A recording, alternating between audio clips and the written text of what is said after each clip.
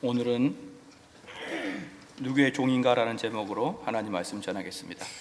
지난주에 제가 미국을 다녀왔습니다. 여러분이 보고 싶었습니다. 미국을 가보니까 참 대단한 나라더라고요. 대단한 나라고 우리가 그동안 한국에서 보았던 자연이 이게 아무것도 아니었구나라는 것을 깊이 깨달은 그 시간이 되었어요. 그래서 우리 거기에 계신 목사님께서 우리 교회 사람들이 오면은 가이드를 해주겠다 이런 말씀을 약속을 하셨는데 너무 좋았습니다. 너무 좋았고 꼭 여러분들 또 한번 꼭 가보시기를 추천을 드립니다. 오늘은 이제 성화로 이제 본격적으로 들어가는 내용입니다. 성화로 본격적으로 들어가는 내용인데 로마서 이제 1장부터 5장까지 우리는 큰 언덕을 올라왔어요. 큰 언덕에 올라가서 최정점에 올라간 게 바로 이제 이때죠. 지금이 이제 최정점, 하나의 고개의 가장 정점에 올라섰습니다. 그 정점은 뭐예요? 그 올라가는 과정이 뭐였냐면 우리에게 구원이 어떻게 이루어지느냐라는 부분을 우리가 쭉 배웠습니다. 그래서 쭉 배우니까 어떤 느낌이 드냐 그러면 아니 무슨 구원은 다 은혜로 받네요. 구원은 은혜로 받는다 그러면 뭐 우리가 굳이 무슨 선한 행위를 해도 되겠습니까? 이제 이런 이야기가 나오게 될 때 바울은 로마서 6장 시작할 때 율법 폐기론에 대한 반론을 제기한다 그랬죠. 그래서 6장 1절에 그런즉 우리가 무슨 말 하리요? 은혜를 더하게 하려고 죄에 거하겠느냐? 그러니까 사람들이 바울의 이야기를 들으면 뭔가 착하게 살아야 될 이유가 없는 것 같아요. 그러니까 바울이 스스로 자문자답하기를 뭐라고 합니까? 그런즉 우리가 무슨 말 하리요? 은혜를 더하게 하려고 죄에 거하게 하겠느냐? 그럴 수 없느니라. 죄에 대하여 죽은 우리가 어찌 그 가운데 더 살리요? 이렇게 말씀을 하면서 율법 폐기론, 교회사에서 17세기에서 유행했던 율법 폐기론 논쟁을 여기 성경에서도 먼저 시작을 하는 거예요. 바울이 먼저 시작을 하고 그 17세기에 아주 교회사에서 유명한 논쟁이 됐던 게 율법 폐기론 논쟁이었거든요. 그 율법 폐기론 논쟁이 끝난 다음에 이제 본격적으로 성화에 대한 이야기를 시작하겠다는 것이죠. 그러니까 구원에 대한 이야기를 하고, 구원에 대한 이야기가 은혜로 말미암아 구원을 얻는다. 그러니까 선한 행위를 할 필요가 없네 라고 하니까 아니야, 선한 행위는 어떻게 나와야 돼? 라고 하면서 6장 1절 2절에 율법 폐기론에 대한 반론을 하고, 그리고 이제 쭉 이야기한 다음에 이제 본격적으로 거듭난 사람들이 삶을 어떻게 살아가야 되는 것인가를 오늘부터 나오게 되는 것이에요. 그렇기 때문에 지금까지 뭡니까? 구원이라는 한 등성이를 쭉 올라가서 맨 정점에 이제 그러므로라는 위치에 올라가 있는 거예요. 구원받은 자는 이제 그러므로 어떻게 살아야 되는 것인가, 이 문제를 이야기하는 것입니다. 그러므로 이 로마서 6장 12절에서 가장 중요한 단어는 그러므로라는 단어예요. 그러므로라는 단어가 되게 중요합니다. 왜냐 그러면 이것은 거듭난 자를 이야기하는 것이니까, 거듭난 자 이후의 모습을 이야기하는 것이니까. 여기서 우리는 이 그러므로라는 단어 이후에 몇 가지 중요한 걸 여러분이 볼 수 있는데요. 성경을 한번 보시면요, 그러므로 너희는 죄로 너희 죽을 몸에 왕 노릇하지 못하게 하여 몸의 사역을 순종치 말고, 이렇게 얘기했거든요. 또 13절에 또한 너희가 지체를 불의의 병기로 죄에 들이지 말고, 이렇게 얘기했어요. 이 말씀을 근거해서 여러분이 뭘 알 수 있냐 그러면요, 첫 번째 원리를 알 수 있어요. 그게 뭐냐 그러면요, 12절에 그러므로라는 단어가 나오는 것은 이미 거듭났다라는 것을 이야기하는 거예요. 이미 거듭났으니, 이미 거듭난 자, 그러므로 뭡니까? 죄로 너희 죽을 몸에 왕 노릇하지 못하게 하여, 이렇게 했거든요. 그게 뭐냐면 거듭난 자도 죄에 휩싸인다 이 말이에요. 거듭난 자도.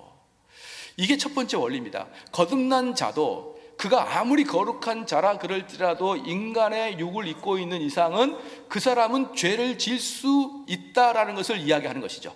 그러니까 우리는 전적 타락의 교리를 지지하는 우리들은 어떤 사람이라도, 그가 아무리 훌륭한 목회자라고 할지라도, 아무리 훌륭한 경건한 자라 할지라도 언제든지 죄를 질 수 있는 그런 조건에 포함되어 있는 거예요. 왜? 그러므로니까.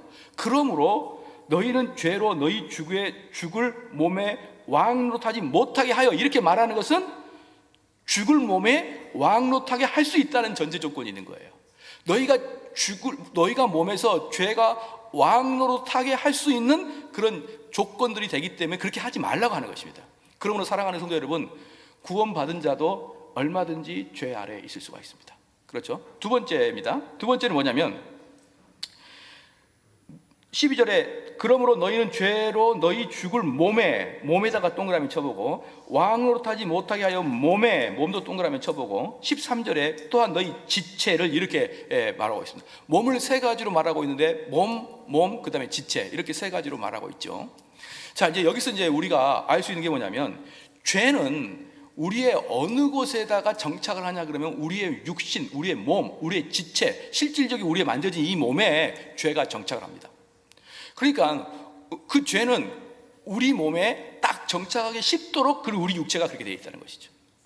그럼 여러분이 여기서 이제 착각할 수 있는 게 뭐냐면, 여기서 우리가 자꾸 어려운 게 뭐냐 그러면 목사님, 우리가 심령이 새롭게 된다 그러면 자연스럽게 우리가 그 성령을 따라서 살기 때문에 자연스럽게 죄를 멀리할 수 있지 않습니까? 라고 할 때 바로 이 문제가 해결되기 위해서 이 중요한 게 필요한 거예요. 몸이란 문제. 왜 그러냐 그러면 우리가 거듭나서 새 사람이 된 것은 속 사람이 새 사람이 된 거예요. 우리의 내면의 영혼이 새 사람이 된 것입니다. 우리 내면의 영혼이 새 사람이 된 것이고 우리의 만져지는 이 육체는 똑같은 구시대 사람인 거예요. 만약에 이 육체도 거듭났다 그러면, 만약에 육체도 그 썩어질 것에서 거듭났다 그러면 여러분 예수 믿고 다 얼굴 예뻐야 되는데 왜 이 모양이냐 이 말이에요. 아니지 않습니까? 예수님 믿었는데 얼굴은 영 이상하잖아요. 그러니까 우리의 육체는 뭐예요? 그냥 옛날 그 모습 그대로예요. 내가 거듭났다고 해서 갑자기 얼굴이 피부가 좋아지고 그러지 않아요. 그렇기 때문에 우리의 육체는 옛날 육체 그대로고요. 우리의 내면의 새 사람이 새롭게 된 것이라는 걸 여러분 알아야 되는 거예요. 그렇기 때문에 내 속 사람은 하나님의 법을 따라가 살고 죄를 짓지 않고자 하는 마음은 있지만 내 육체가 죄를 짓도록 그렇게 만든다 이 말입니다. 그래서 여기서 바울은 굳이 몸이라는 단어, 지체라는 단어를 굳이 쓴 것입니다. 세 번째 원리는 뭐냐 그러면요, 내 몸에 죄가 싹 트는데 어느 정도 그 죄가 내 몸에서 그렇게 영향력을 크게 하냐 그러면요, 12절에 보니까 그러므로 너희는 죄로 너희 죽을 몸에 왕노릇하지 못하게 하라. 이 말은 뭐냐면 그리스도인들도 죄가 나에게 왕이 될 수 있다는 것을 얼마든지 보여줄 수가 있는 거예요. 그러니까 그 사람이 거듭났지만 그 사람이 거듭났는지 거듭나지 않는지 알 수 없을 정도로 죄에 완전히 포위되어 있을 수가, 죄에 중독이 되어 있을 수가 있는 거예요. 그 속 사람은 여전히 하나님을 찾지만 그 겉에 후패한 육체는 그 육체 때문에 내가 거듭나지 않는 사람인 것처럼 죄가 내 몸에 왕노릇할 수 있다는 것입니다. 여기 세 번째 원리예요. 복습하겠습니다. 첫 번째 원리가 뭡니까? 첫 번째 원리는 여기 나오니까 죄가 우리 몸에 정착한다 이 말이에요. 죄가 우리 몸에 정착할 수 있다. 그러니까 우리 그리스도인들은 얼마든지 죄를 질 수 있다. 그렇죠? 그리스도인들은 얼마든지 죄를 질 수 있다. 두 번째는 뭡니까? 그 죄가 정착하는 것이 우리 몸이다. 우리 몸이다는 거예요. 세 번째가 뭡니까? 그 몸은 우리 속사람과 몸은 구별되어 있다는 것이죠. 속사람과 몸은 구별되어 있어서 속사람은 선을 행하고 그리스도를 닮아가고 거룩하게 살고 싶은 마음은 있으나 내 육체가 자꾸만 나를 죄악으로 끌고 간다는 것이죠. 자, 여기서 세 가지까지만 여러분이 알고 또 하나를 알아야 되는 게 뭐냐 그러면요, 여기서 어거스틴이 이야기했던 그 이론을 좀 기억을 해야 됩니다. 지난번에 말씀드렸던 불신자는 죄를 짓지 아니할 수 없는 상태에 빠져 있는 게 불신자예요. 그렇죠? 다시 한번 기억해 보십시오. 불신자라는 것은 죄를 짓지 않을 수 없는 단계. 그게 뭐냐? 포세, 논 페카레. 죄를 짓지 않을 수 없는 단계가 불신자입니다. 여기에 따라서 거듭난 자 성도는 어떤 상태냐? 포세, 논 페카레. 죄를 안 질 수 있는 상태입니다. 그러니까 여기서 불신자는 죄에 중독되어서 내가 아무리 마음을 먹어도 죄를 지을 수밖에 없는데, 성도들은 내 속사람이 새롭게 됐기 때문에 이 속사람의 힘을 빌려서 내 육체가 죄를 짓지 않을 수 있는 단계, 물론 내가 죄를 짓고 있지만 내가 죄를 짓지 않을 거야 라고 하면 죄를 짓지 않는 단계가 바로 그리스도인입니다. 그래서 13절 말씀 보겠습니다. 14절 말씀 보겠습니다. 14절 말씀 보면 죄가 너희를, 그러니까 분명히 죄가 우리 안에 있다는 걸 인정을 합니다. 인정을 하는데 뭡니까? 주관치 못하리니, 죄가 너희를 주관치 못하리니, 그렇게 하는 거예요. 그러나 세속적인 사람은 죄가 그들을 주관해요.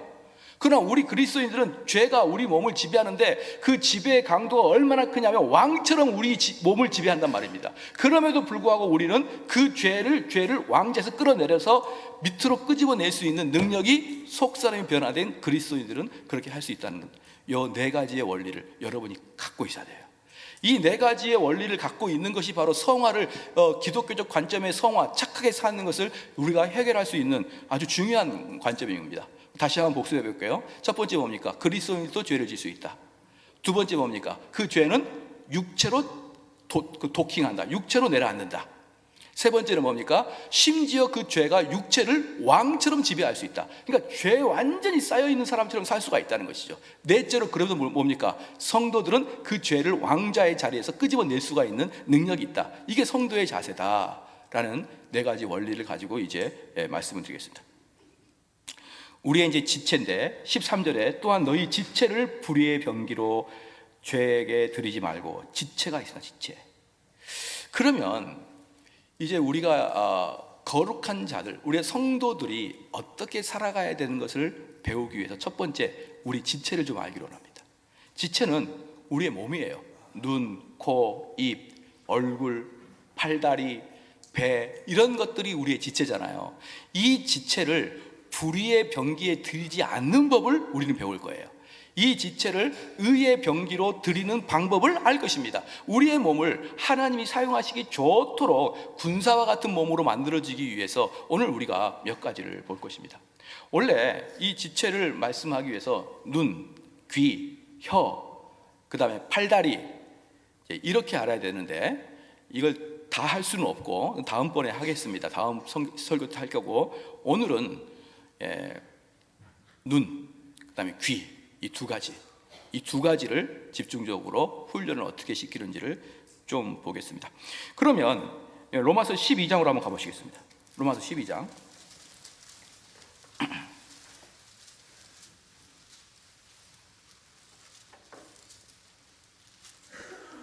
로마서 12장 1절 말씀 보니까 이럽니다. 그러므로 형제들아, 내가 하나님의 모든 자비하심으로 너희를 권하노니 너희 몸을, 그렇죠?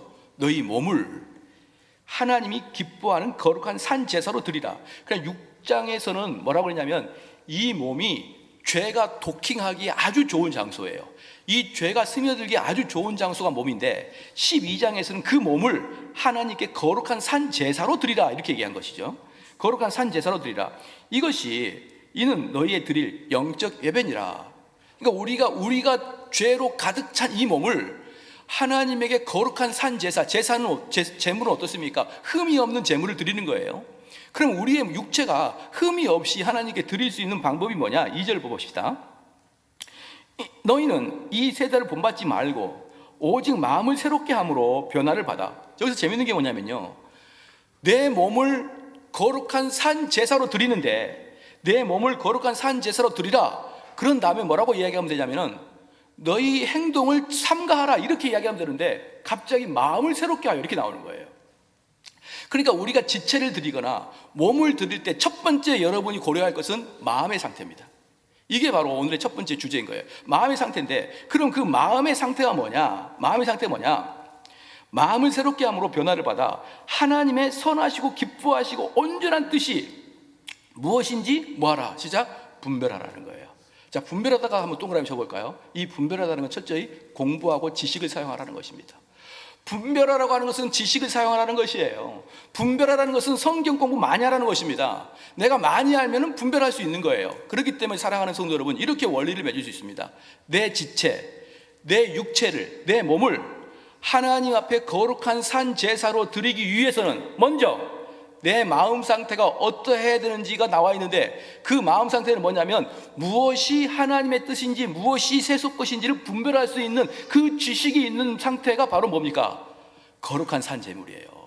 거룩한 산제물입니다. 얼마나 쉽습니까? 우리가 거룩한 산제물을 드리기 위해서는 저나 여러분이나 하나님 말씀을 열심히 공부하게 되고 무엇이 선이고 무엇이 악인지를 분별하기 시작하게 되면 거룩한 산제물이 될 수가 있는 거예요. 여러분 쉽지 않습니까? 다른 건 할 수는 없어요. 우리는 내 마음을 뜨겁게 할 수도 없고 내가 주님을 바라보는 게 열정을 가질 수도 없어요. 그러나 할 수 있는 게 뭡니까? 책 읽고 공부하는 걸 할 수 있잖아요. 그러니까 다른 거 하지 말고 그냥 하나님의 뜻이 무엇인지 분별할 수 있는 지식을 가져라. 그러면 너희 마음이 어떻게 될 것이라는 거예요? 새롭게 될 것이라는 것입니다. 새롭게. 어떤 분은 그런 사람이 있었습니다. 자기에게는 분별의 영이 있다는 거예요. 분별의 영. 분별의 영이 있어가지고 누구랑 대화해보면 그 영이 맑은지 안 맑은지 안다는 것이죠. 그래서 제가 그랬죠. 네가 궁예냐? 궁예는 이렇게 얘기하죠. 내가 이제 네 마음 좀 봐야 되겠어. 너 어젯밤에 왜 나를 욕했니? 얼마나 웃었습니까? 대충 얼굴 보고 대충 눈빛 보고 몇 마디 해보고 나서 네 마음을 봐버리는 그런 희한망측한 오감도 아니고 육감이 발달해가지고 탁 보면 그 사람의 심령을 깨트려버리는 그런 능력이 있잖아요. 그런 능력은요 100개가 맞아도 1개는 꼭 틀리게 돼 있어요. 그 1개가 틀린 것이 사람을 뒤집어 버립니다. 얼마나 분노가 나는지 몰라요. 아무것도 안 했는데 너 이랬지 라고 찔러버리면요 100번 맞았어도 1번 틀려버리면요 사람이 미쳐버리는 거예요. 그런데 어떻게 여러분 오감과 육감을 믿고 다른 사람의 심령을 꿰뚫어버리는 그런 궁예와 같은 후계자가 되길 자처합니까? 분별하라는 것은 뭐냐 그러면 마음을 새롭게 하는 것이고, 마음은 뭐냐면 마인드입니다. 마인드는 이성과 관계 있는 것이에요. 그래서 우리는 열심히 성경을 공부하고 열심히 하나님의 경건서적을 읽으로 말미암아 무엇이 세속이고 무엇이 경건인지를 정확하게 분별하여 야 이것이 하나님의 뜻이 아니구나라는 것을 계속 알아가게 된다. 그럴 때 만약에 여러분들이 하나님의 뜻이 아닌 것을 알면서도 그 뜻이 아닌 것을 계속 행하는 것은 상당히 부담된다는 것을 깨닫게 될 거예요. 이것은 하나님의 뜻이 아닌데 계속 내가 그 뜻을 어기면서 그 일을 행한다는 것이 얼마나 내 양심에 걸거진다는 것을 알게 될 것입니다. 그러므로 사랑하는 성도 여러분, 너무 어렵게 생각하지 마세요. 뜬구름 잠듯이 생각하지 마세요. 기독교는 지식의 종교예요. 여기서부터 시작을 해야 됩니다. 그러지 아니하고 감동, 감정, 감화 이렇게 나가잖아요. 그럼 모두가 궁예가 돼버려요. 궁예가. 내가 네 마음 좀 봐야 되겠어. 얼마나 그게 독재입니까? 얼마나 무시무시한 지도자입니까? 내 아내가, 내 남편이 여보 내가 오늘 당신 마음 좀 봐야 되겠어 이러면 얼마나 그 집안이 지옥 같은 집안이 되겠습니까? 그런데 많은 사람들이 분별의 영을 그렇게 평가하는 거예요. 그러나 분별의 영은 하나님 말씀 많이 알면 금방 분별할 수 있어요. 이 사람은 세속적인 사람인지, 이 사람은 죄에 속해 있는 사람인지, 이 사람은 하나님을 열심히 따라가는지 그냥 대화해보면 많이 공부한 사람들은 금방 알 수가 있는 것입니다. 여러분 믿으시죠? 그래서 우리는 이 6장에 이제 다시 돌아가서 우리의 지체를 이제 불의의 병기에 드리지 아니하고 하나님께 드려야 되는데 그 첫 번째가 바로 우리의 마음 상태에, 즉 마인드, 이성에 무엇이 들어가 있느냐가 중요하다 이 말입니다. 내 이성에 무엇이 들어가 있느냐. 여러분 우리가 아침에 일어나서 계속 직장 생활하고 학교 생활하고 열심히 살지 않습니까? 그럴 때 단 한 번이라도 은혜와 자비와 예수 그리스도의 그 은총에 대해서 우리가 묵상하고 들어본 적 있나요? 거의 사회 나가면은 모든 게 뭡니까? 내가 열심히 노력해서 이 세상에서 내가 따라잡아야겠다는 그 생각으로 우리가 세상을 살아가잖아요. 아침에 출근하고 집에 와서 TV 보고 인터넷하고 친구들과 대화하고 부모님과 대화하고 가정들과 대화할 때도 모든 것들이 뭐예요? 내가 이 땅에서 살아갈 때 낙오되지 아니하는 방법을 우리는 듣고 보고 배우는 거예요. 그렇게 우리 마음속에 온전히 세속으로 가득 차 있습니다. 그런데 우리의 성화의 시작은 지성이고 마인드고 분별인데 그 도도한 세상의 물결을 막아내기 위해서 사랑하는 성도 여러분, 하루에 몇 분 정도 성경 공부하십니까? 하루에 1시간 정도는 말씀을 깊이 묵상하십니까? 24시간 내내 우리들의 마인드를 점령하는 것은 육신의 정욕이에요. 근데 그 육신의 정욕을 막아내기 위해서 여러분 어떤 방어 대책을 가지고 있습니까? 정말 여러분 진지하게 생각해 봐야 돼요. 우리의 행위, 우리의 삶의 선한 행위, 그건 결과에 불과합니다. 나타나는 결과에 불과하는 거예요. 사랑하는 성도 여러분, 복싱 선수가 언제 결정이 된 줄 아십니까? 복싱 선수가 승패가 언제 결정이 된 줄 아십니까? 그 사람들은 링 위에 올라가기 전에 이미 결정이 돼요. 뭐 때문에? 연습량 때문에. 링 위에서는 승부를 나게 하는 게 아니라 내가 훈련했던 것을 결과를 보는 거예요. 링은. 복싱 선수는 링이 아니라 링 올라가기 전에 수개월 동안, 수년 동안 밥 안 먹고 물 안 먹고 눈물 나게 연습했던 그 연습에 의해서 결정이 나는 것이지 링 위에서 결정하는 게 아니에요. 링 위는 확인하는 것입니다. 그러면 우리에게 행위 때문에 우리의 인격이 결정되는 게 아니라 우리 인격을 확인하는 게 행위예요. 그런데 그 인격 속에 하나님의 진지가 구축되어 있지 않고 무방비 상태로 이 세상이 쳐 들어오는데 하나님의 진을 얼만큼 든든히 치고 계시냐 이 말이에요. 천부당 만부당 생각하지 마십시오. 내 몸은 이래도 하나님께서 다 이뤄주시고 하나님께서 다 이끌어주시고 그런 피터팬 같은 생각, 그런 생각하지 마십시오. 그런 하나님 아니세요. 하나님은 너의 순종과 너의 노력의 땀과를 하나도 허투루 보내지 않습니다. 믿으시길 주님 축원합니다. 너 마음에 무슨 구축을 하였느냐? 네 마음에 어떻게 하나님 마음으로 하나님의 마인드로 이 세속을 막아내도록 무엇의 방벽을 치고 있느냐? 여러분 고민해 보십시오. 그러면 이렇게 마음을 이제 우리가 성화를 이루기 위해서 마음을 보호해야 되는데 이제 지체로 들어갈게요. 이 마음으로 들어오게 하는 것 중에 우리가 봐야 될 게 뭐냐면 눈, 귀, 그 다음에 혀, 그 다음에 우리의 행동, 손과 발, 이 네 가지를 제가 볼 건데 오늘은 두 가지만 볼 겁니다. 오늘 두 가지만 볼 건데 그 두 가지가 바로 눈과 귀입니다. 눈과 귀예요. 눈과 귀는 요한일서 2장 16절 말씀에 이는 세상에 있는 모든 것이 육신의 정욕과 안목의 정욕과 이생의 자랑이니 다 아버지께로 좇는 것이 아니요 세상으로 쫓아온 것이니라. 육신의 정욕과 안목의 정욕과 이생의 자랑은 철저하게 세상 것이다 이 말이에요. 철저하게. 여호수아가 전투를 했습니다. 여리고서 전투에서 승리한 다음에 그 다음에 아이성 전투에서 큰 패배를 했지요. 알고 보니까 아간이란 자가 그 전리품들을 다 불태워서 하나님께 드려야 되는데 몇 가지를 숨긴 이유 때문에 패배를 하게 됩니다. 그럴 때 여호수아 7장 21절에 이런 말씀을 하고 있습니다. 내가 노력한 물건 중에 시날산의 아름다운 외투 한 벌과 200세겔과 50세겔의 금덩이 하나를 보고 탐내어 취하였나이다. 시날산의 아름다운 외투 한 벌과 200세겔과 50세겔의 금덩어리 하나를 보고 안목의 정욕, 봄으로 말미암아 죄가 시작되는 것입니다. 뱀이 하와를 유혹하자 하와가 선악과를 바라보니 그 선악과를 바라보는 눈으로부터 시작해서 죄가 시작되는 것입니다. 사랑하는 성도 여러분, 그러므로 우리의 모든 마음을 흔들어 버리고 우리 마음이 성화의 자리로 가지 못하도록 하는 첫 번째 감각기관이고 지체가 눈이에요. 눈. 우리 눈은 무엇을 보느냐에 따라서 우리 마음의 상태는 달라지기 시작합니다.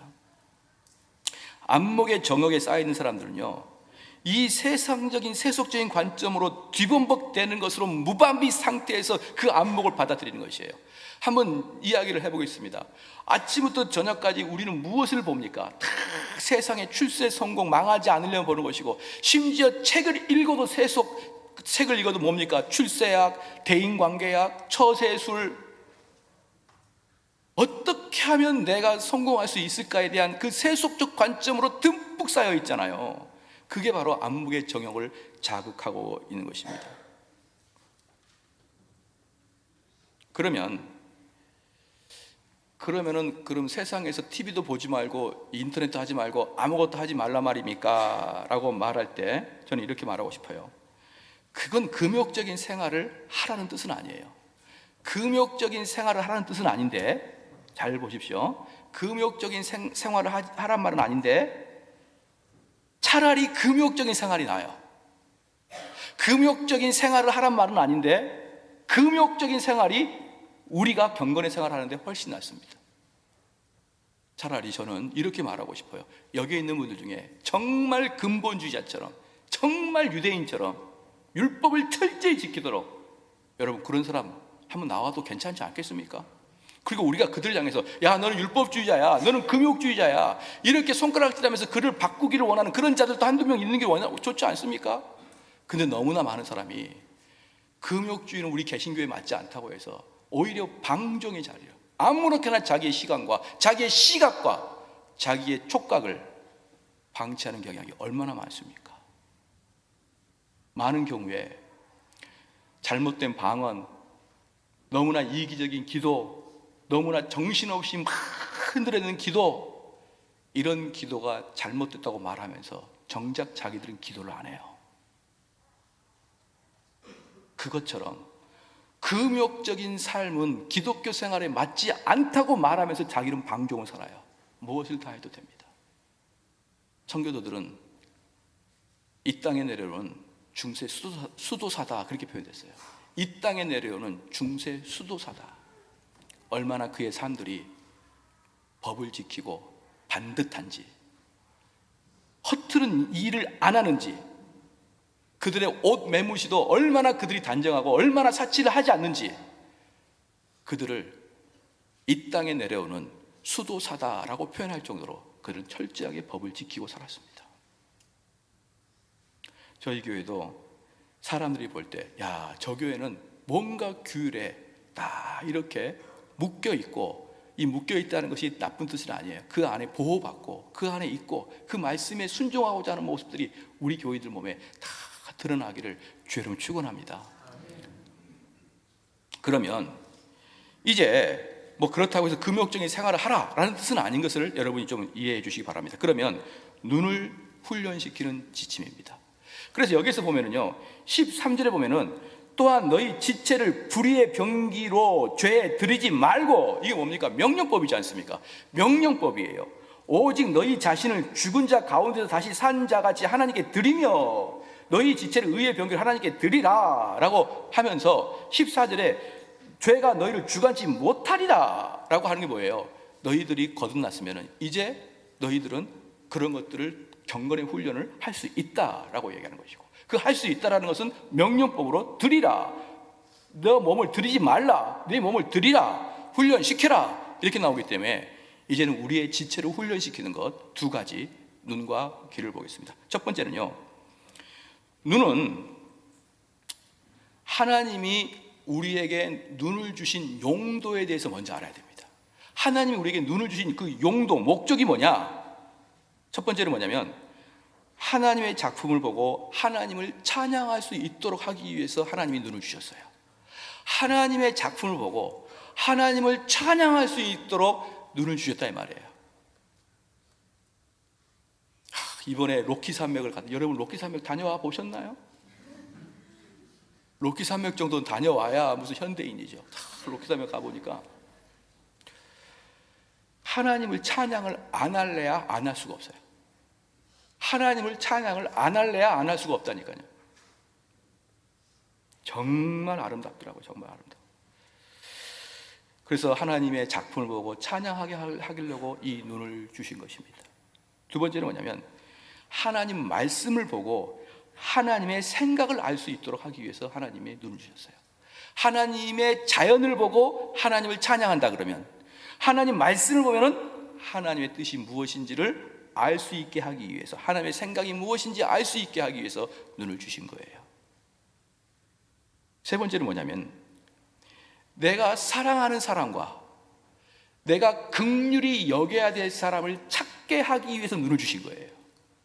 즉 내가 불쌍한 자와 연민의 정을 가지고 어떻게 도울 것인가를 보게 하기 위해서 내 눈을 주셨다 이 말입니다. 이 눈으로 열심히 내가 섬겨야 될 자, 내가 도울 자, 내가 헌신하고 봉사할 자리를 찾게 하기 위해서 이 눈을 주신 것입니다. 네 번째 마지막입니다. 이 눈을 주신 이유는 뭐냐면 우리의 눈을 들어서 하나님의 나라 천국을 바라보게 하기 위해서 이 눈을 주신 것이에요. 이 네 가지 이유 때문에 하나님께서 우리에게 눈을 주신 것입니다.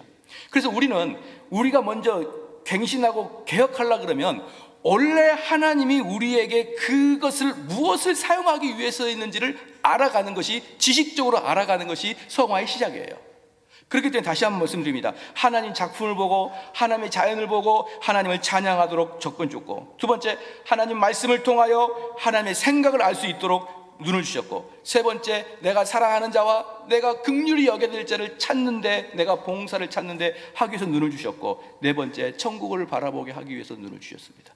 이 지식을 갖고 있는 것과 이 지식을 갖고 있지 않은 것은 천지 차이입니다. 그러면 우리가 타락했을 때 그럼 눈이 어떻게 변했느냐, 지금 우리의 눈은 어떻게 변했느냐라고 할 때 첫 번째는 뭐냐 그러면요, 우리의 그 눈빛이 교만이 가득 차서 도도하며 조롱 섞인 눈빛으로 변해버립니다.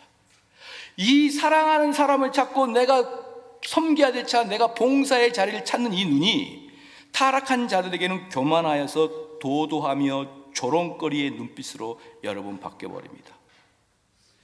제가 지금 생각해보면요, 제가 목회자 초년기 때 30대 후반 이럴 때요, 이제 목사님들끼리 모임이 많이 있어요. 있으면은 이제 그때는 뭐 제가 30대 후반이고 이러니까 40대, 50대, 뭐 이렇게 60대 목사님도 많이 모입니다. 그럼 목사님들 간에도 이렇게 어떤 약간의 규칙이 있는데, 음식을 살 때도 보면은 대충적으로 보면 나이가 좀 많이 드신 분이 사거나 아니면 교회가 좀 큰 분이 이렇게 좀 사게 돼 있어요.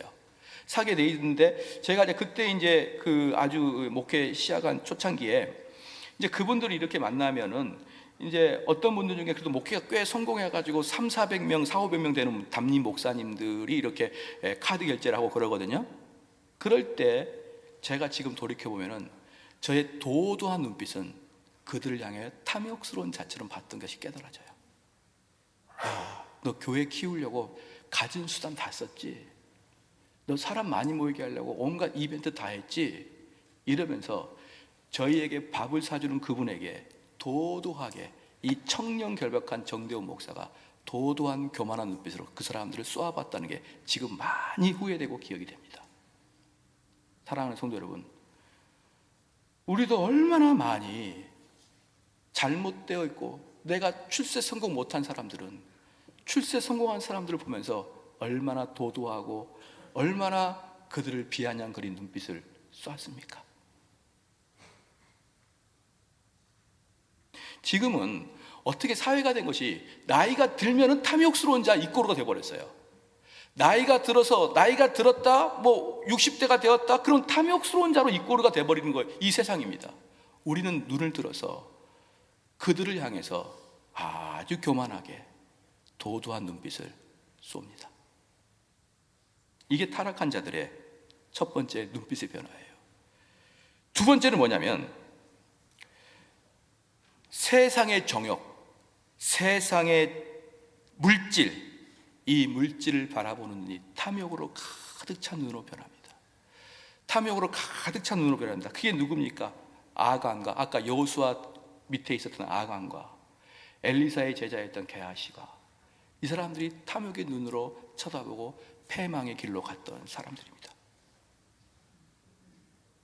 그 다음에 셋째입니다. 향방이 없는 눈빛입니다. 향방이 없는 눈빛이 뭐냐면요, 이건 거예요.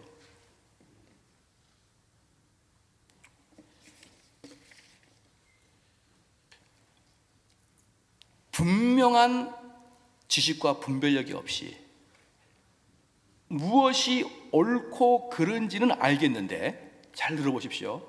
무엇이 옳고 그른지는 알겠는데 괜한 논쟁에 휘말리기 싫어서 중립을 지키는 게 향방 없는 눈빛입니다. 무엇이 옳고 그른지는 알겠어요. 근데 내가 들어가게 되면은 내가 손해를 봅니다. 그러면 중립 이렇게 해버립니다. 이 눈빛, 이 눈빛은 다른 말로 무자비한 눈빛이에요. 이 사람이 옳은데, 옳은 사람이 핍박을 받고 있는데 나는 중립을 외쳐버립니다. 무자비하고 잔인한 눈빛입니다. 여러분, 이 세상에 제일 무서운 자가 중립지키는 자예요. 원래 우리 도덕경에서 말할 때 중도는 뭐냐? 중도는요, 바른 길을 중도라 그래요. 근데 지금의 중도는 뭐냐? 여기저기 안 끼겠다는 게 중도입니다. 이 중도는 수많은 사람을 죽여버립니다. 정의로운 자들을 죽여버리게 되는 것이죠. 그래서 무자비한 눈빛이라 이렇게 말을 합니다. 그래서 잠언서 17장 24절에 지혜는 명철한 자 앞에 있거든 미련한 자는 눈을 땅끝에 두느니라. 명철한 자, 지혜 있는 자는 명철한 지혜에 시선이 꽂혀 있는데 미련한 자는 땅만 쳐다보고 가는 거예요. 난 신경 안 쓰고 땅만 쳐다보고 가는 거예요. 세상이 어떻게 되든 뭐가 바뀌든 나는 관심 없어. 나는 그냥 내 거기 갈 거야. 네 번째가 아주 중요합니다. 네 번째 눈은 무슨 눈이냐 그러면요, 질투하는 눈입니다. 질투하는 눈빛. 이 질투하는 눈, 이 눈이 헬라 말로 포네로스 오프살모스입니다. 포네로스 오프살모스예요. 이 포네로스 오프살모스가 악한 눈, 또 질투하는 눈입니다. 이게 마가복음 7장 22절 23절에 나와 있는 눈인데, 간음과 탐욕과 악독과 속임과 음탕과 흘기는 눈과, 여기서 흘기는 눈이 바로 포네로스 오프살모스예요. 다 봅시다. 다시. 간음과 탐욕과 악독과 속임과 음탕과 흘기는 눈과 회방과 교만과 광팬이 모든 악한 것이 다 속에서 나와 사람을 더럽히니라. 사랑하는 성도 여러분, 우리 눈이 타락하게 되면 얼마나 질투하는 눈빛으로 쏴 봅니까? 여성들은 자기보다 좀 더 이쁘면 그 눈빛이 변하더라고요. 남성들은 좀 더 누가 더 돈을 많이 벌게 되면 눈빛이 변해버립니다. 그래서 그 질투하는 눈빛은 사람이 죽어야 끝나요. 정말 잔인하지 않습니까? 다른 눈빛은요, 때때로 변합니다. 근데 질투의 눈빛이 꽂히면은 상대가 죽거나 없어져야만 그 질투는 해결됩니다. 잠언서 28장 22절 말씀에 악한 눈이 있는 자는 재물을 얻기에만 급급하고, 이 악한 눈빛이 뭡니까? 포네로스 오프살모스예요. 그러니까 교만, 아니 뭡니까?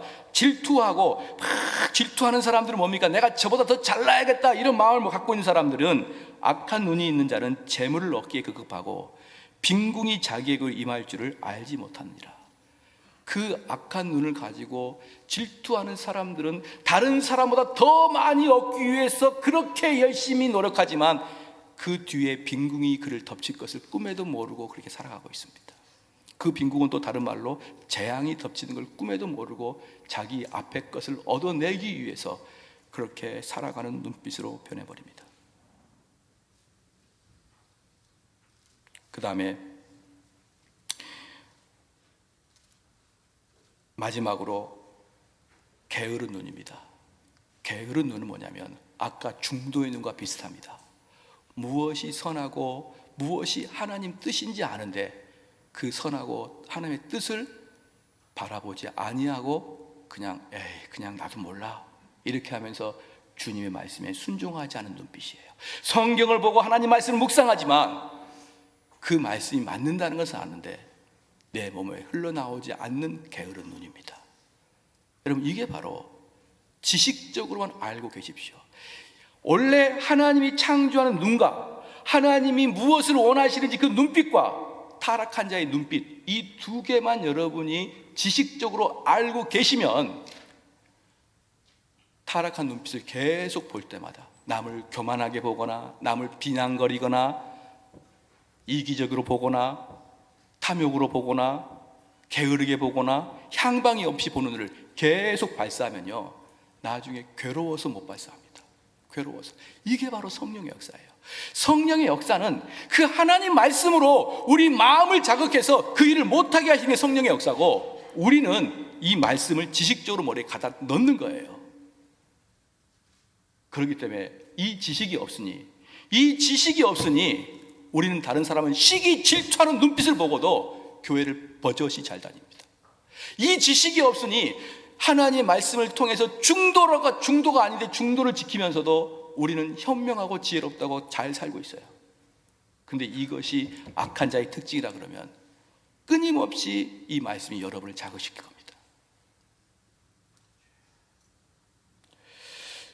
고린도 후서에 보면요, 5장 7절에 이렇게 말합니다. 이는 우리가 믿음으로 행하고 보는 것으로 행하지 아니함이로다. 이렇게 나옵니다. 바울은 뭐라고 하냐면 믿음으로 행하는 반대말을 보는 것으로 행하는 것이다, 이렇게 말하고 있어요. 그 다음에 전도서 11장 9절 말씀에 마음에 원하는 길과 내 눈에 보이는 대로 쫓아 행하라. 마음에 원하는 길과 내 눈에 보이는 대로 쫓아 행하라. 그러나 하나님이 이 모든 일로 인하여 너를 심판할 줄 알라. 사랑하는 성도 여러분, 안목의 정욕을 따라가는 사람들이요, 세속의 출세와 세상의 그 조금 부귀영화를 쫓아가기 위해서 열심히 살아가며 그 눈빛은, 그것을 성취한 사람은 다른 사람을 경홀히 여기고, 다른 사람을 경멸하고, 다른 사람을 업신 여기고, 자기보다 앞서가는 사람을 질투하고 빈정거리는 눈빛으로 바라보면서 그 안목의 적용을 추구하고자 하는 그들이요, 여러분은 마귀에 속해 있는 거예요. 그런 자들은 마귀의 품 안에 있는 것입니다. 그래서 우리는 경건히 훈련해야 됩니다. 아까도 말씀드렸지만 얼마든지 우리 성도들은 속사람이 새롭게 됐으니까 그 눈빛에서 하나님이 원하시는 눈빛으로 변할 수 있습니다.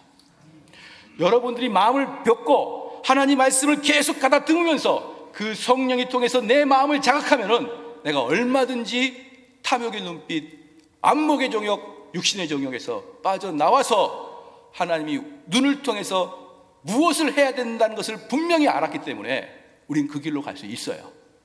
여러분, 낙심하지 마십시오. 지금까지 어떻게 살았던지 그거 문제는 낙심하지 마십시오. 이제부터 새롭게 안 거예요. 그러면 어떻습니까? 바른 것을 볼 수 있도록 주의 이름으로 축원합니다. 두 번째는 뭐냐면요, 이 두 번째 나가기 전에 그 방법 하나만 더 말씀을 드릴게요. 방법 하나가 뭐냐면 다윗이 했던 기도의 방식입니다. 다윗이 했던 기도의 방식인데 한번 우리가 시편을 한번 봐볼게요. 시편 119편을 한번 가보시겠습니다. 시편 119편입니다.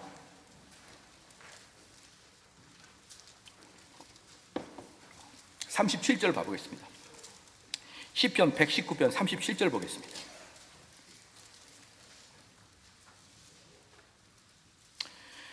보니까 똑같이 우리도 기도를 하면 돼요. 이런 마음을 가지고 살아가면 됩니다. 그러면 다윗처럼 살아가는 거예요. 뭐냐? 37절에 내 눈을 돌이켜 허탄한 것을 보지 말게 하시고 주의 도에 나를 소성케 하소서.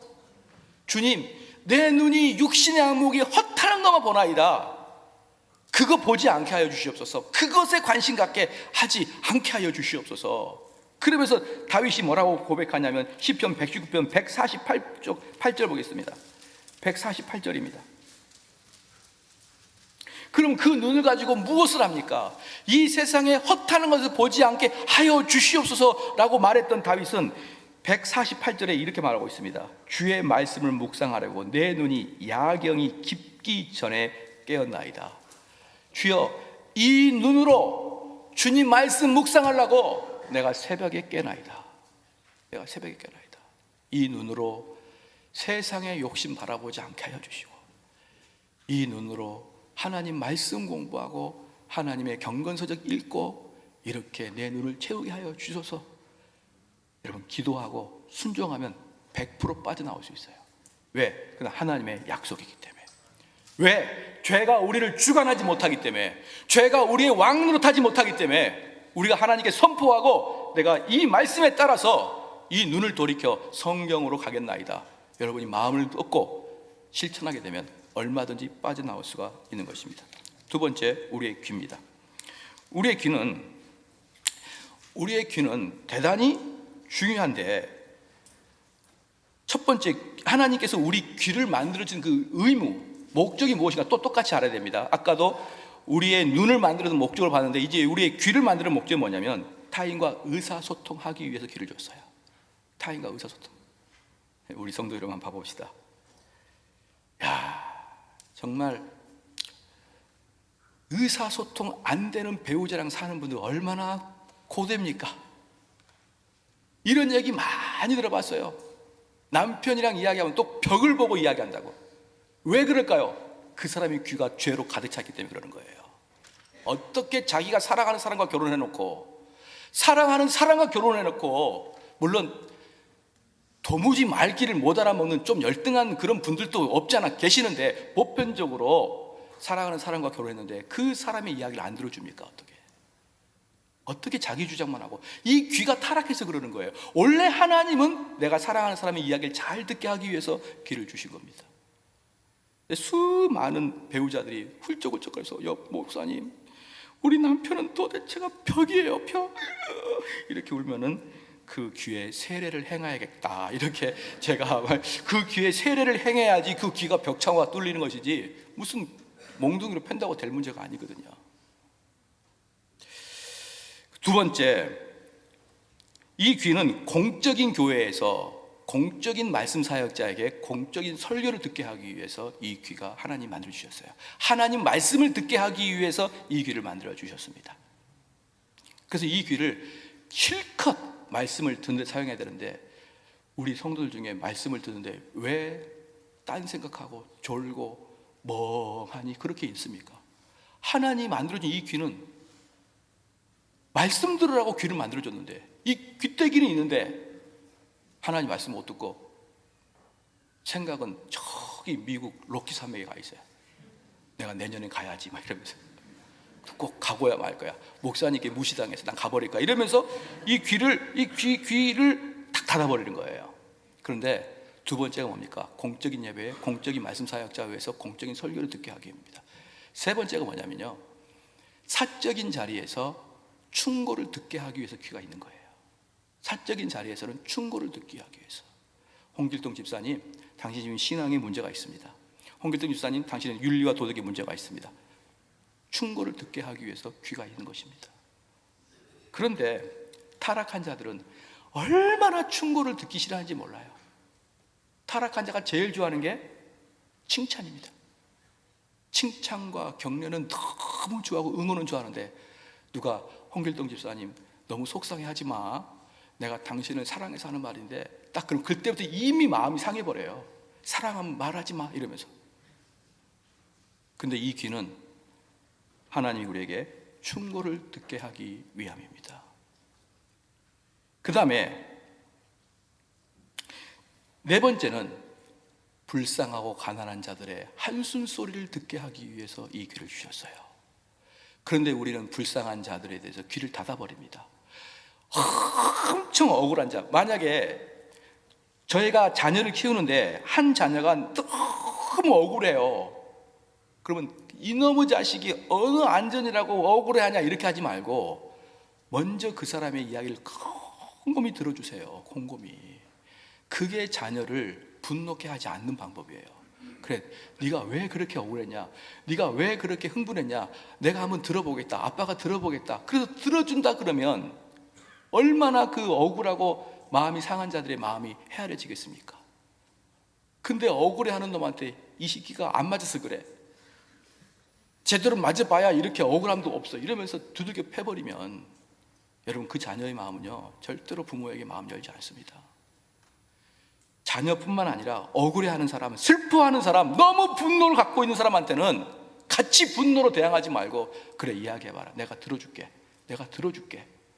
이 귀가 있어야지. 당신이 잘못했어, 어쨌어 이렇게 이야기하면은 100% 맞는 말이라 그래도 속에 분노가 더 끓어오릅니다. 억울한 말은 여러분 들어주셔야 되는 거예요. 불쌍한 자들의 한숨, 슬픈 자들의 눈물 흘림 다 들어주게 하기 위해서 주님이 귀를 주셨는데 우린 딱 닫아버려요. 닫아버립니다.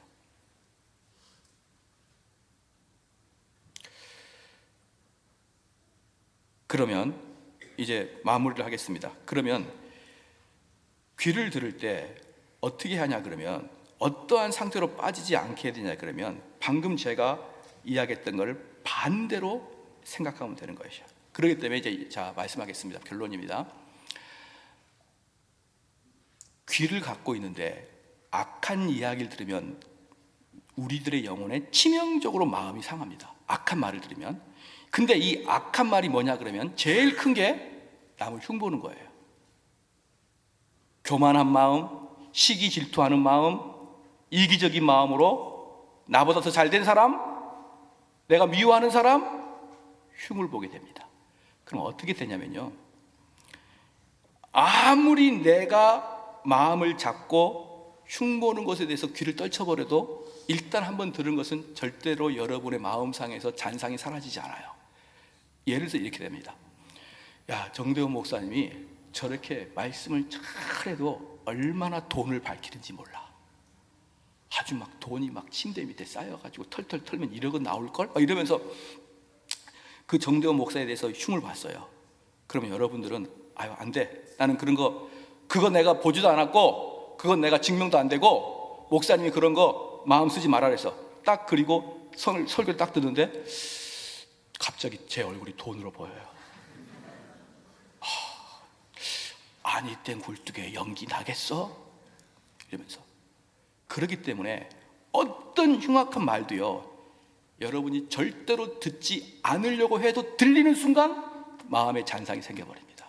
그럼 뭐가 될까요? 듣지 않아야 됩니다. 근데 어떻게 하면 듣게 되고 어떻게 하면 듣지 않는 거, 그것만 알면 되는 거예요. 그죠? 그 이야기를 더 듣고 싶은 사람은 이렇게 말하면 더 듣고 싶어요. 어떻게 말하냐? 어머 홍길동 집사가 그랬디야? 아이고 사람 나중에 알고 봐야겠네. 이렇게 크게 리액션 해주면은 말하는 자가 더 신나가지고 더 얘기해 줍니다. 그렇기 때문에 귀를 가진 자들이요, 좋지 않는 이야기, 남을 흉보는 이야기, 말씀의 자리에서부터 멀리 떨어지게 하는 그 이야기들을 들을 때 여러분들의 반응이 호감과 기쁨과 놀라움으로 반응하기 시작하게 되면 여러분은 같은 죄인입니다. 어머 그랬대? 막 그러면서 놀라고 막 흥분하고, 그런 말을 전달해 주는 사람 기뻐가지고 더 플러스 알파 1억인데 1억 2천이라 그러고 막 해가지고 그 사람을 결국은 서로 간에 죄를 짓게 되어버립니다. 여러분, 그렇죠? 그러면 죄를 짓지 않는 방법이 뭐냐? 그 사람의 말을 못하게 되는데 세 가지 방법이에요. 첫 번째, 홍길동이야 그랬대, 홍길동이야 그렇대. 그러면은 그리스도를 얘기하십시오. 집사님, 그리스도는 그래도 홍길동이를 사랑합니다. 이렇게 말하면 그렇대, 홍길동이 그랬대. 그러다가 얼굴이 무참해져 버려요. 무참해. 집사님, 우리 주님은 그런 길동이를 위해서 돌아가셨어요. 집사님, 무참해. 이렇게 하는 거예요. 첫 번째 코스, 주님을 이야기하십시오. 두 번째, 그 홍길동이를 칭찬하십시오. 그래서 집사님, 길동이가 이런 좋은 게 있어요. 그 친구는 돈을 안 쓰는데 청소는 잘해요. 하나님은 그 은사대로 사용하지 않습니까? 길동이를 칭찬해 줘야 돼요. 그럼 꺼집니다. 그것도 안 되면, 주님의 이야기를 해도 안 되고 길동이를 칭찬해도 안 되면, 세 번째는 인상을 쓰십시오. 이렇게 이 세 가지 방법은 그 사람이 창피하게 돼버려요. 다른 사람을 욕하고 있는 것을 창피하게 하려고 그러면 주님 이야기하고 홍길동 칭찬하시고 그 다음에 인상을 쓰십시오. 그리고 이렇게 말하면 됩니다. 집사님, 이런 것은 우리 목사님이 말하지 말라 그랬잖아요. 그러면요, 여러분 마음속에 악도 들어오지 않고 악을 전달하는 그 입도 막아버립니다. 아시겠죠? 그러니까 여기에 없은 사람을 이야기하면 무조건 어떻게 됩니까? 주님이 그를 사랑하십니다.